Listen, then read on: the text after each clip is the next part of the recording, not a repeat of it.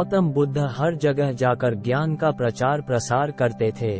उनके इन्हीं ज्ञान भरी बातों से एक युवक बहुत ज्यादा प्रभावित हुआ था। उस युवक की एक बहुत बड़ी परेशानी थी।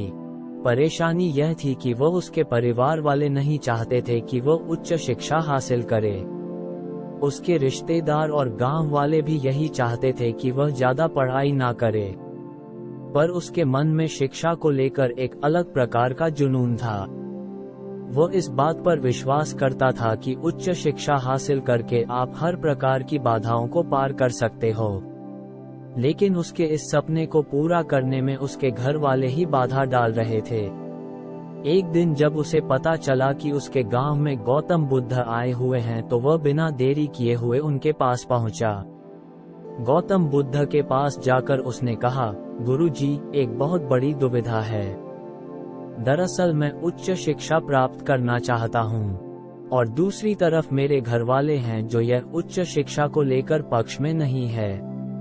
वह चाहते हैं कि मैं केवल खेतीबाड़ी का ही काम संभालूं, पर मुझे ऐसा नहीं करना है। कृपया मुझे उचित मार्गदर्शन दीजिए।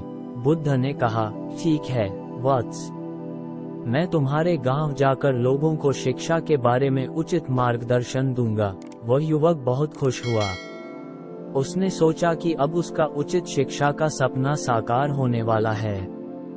बुद्ध उस युवक के साथ गांव पहुंचे।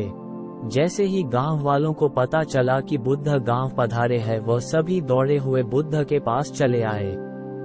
बुद्ध ने कुछ ही दिनों के लिए उस गांव में रुकने का सोचा। अब हर दिन खूब सारे लोग बुद्ध के प्रवचन सुनने आते थे। ऐसे में बुद्ध ने सोचा कि क्यों ना गांव वालों को शिक्षा जैसे विषय पर उचित ज्ञान दिया जाए। लोगों का आना जाना बना रहता था। एक दिन एक महिला भी बुद्ध के पास आई। उसके हाथ में 5 साल का बच्चा भी था। बुद्ध ने उस महिला से पूछा, कहो देवी, तुम क्या कहना चाहती हो?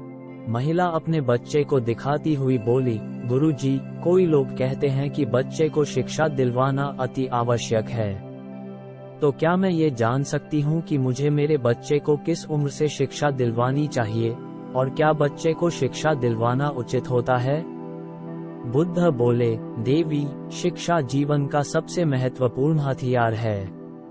इसके अभाव में आप अपने जीवन की कल्पना तक नहीं कर सकते हैं। और रही बात बच्चे को शिक्षा देने की, तो वह 1 साल से ही देनी शुरू कर देनी चाहिए। ऐसे में धीरे धीरे बच्चे के बुद्धि का निरंतर विकास होता रहता है। महिला के दिमाग में बुद्ध की शिक्षा गहराई तक उतर गई। उस दिन के बाद से वह अपने बेटे को शिक्षा प्राप्ति हेतु विद्यालय भेजने लगी। फिर एक दिन ऐसा आया कि गांव में खूब तेज बारिश आई।